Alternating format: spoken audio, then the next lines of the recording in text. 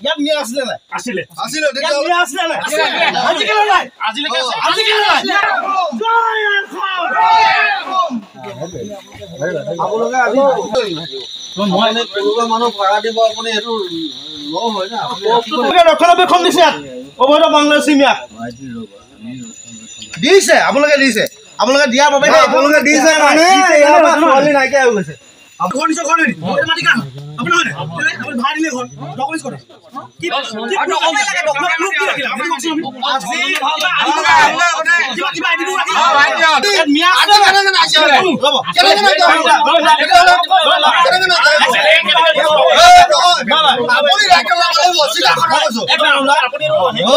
ইয়াত মিয়া আছিলে নাই আছিলে আছিলে ইয়াত মিয়া আছিলে নাই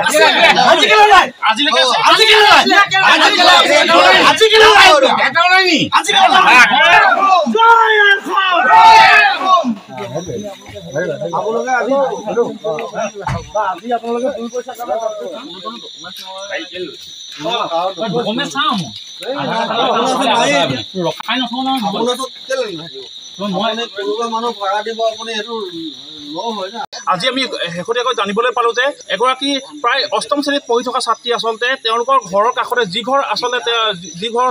ছোৱালীজনী আছিলে তেওঁলোকৰ ঘৰৰ কাষতে থকা আচলতে কিছু সাঁচি ব্যৱসায়ী আমাৰ অসমীয়া মানুহে তেওঁলোক আচলতে কিছু মিয়া পুহি ৰাখিছিলে তেওঁলোকৰ নিজৰ ব্যৱসায় বাণিজ্য প্ৰচাৰ কৰিব পাৰে সেই মিয়া এজনেই এই কাষৰ অষ্টম শ্ৰেণীৰ ছাত্ৰী এজনীক পলুৱাই নিবলৈ বুলি প্ৰায়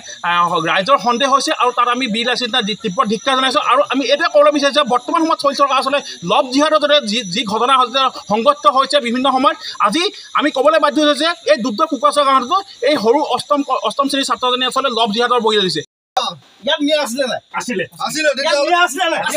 আজি কেলে নাই আজিলৈকে আছে আজি কেলে নাই জয় আপোনালোকে আজি মই এনে কোনোবা মানুহ ভাড়া দিব আপুনি এইটো ল হয় না ৰক্ষণাবেক্ষণ দিছে অবৈধ বাংলাদেশী মিয়া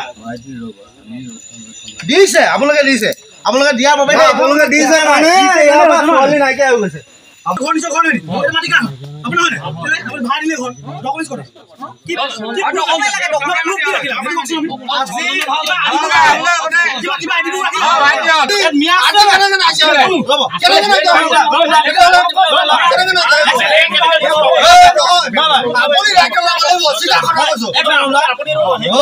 ইয়াত মিয়া আছিলে নাই আছিলে আছিলে ইয়াত মিয়া আছিলে নাই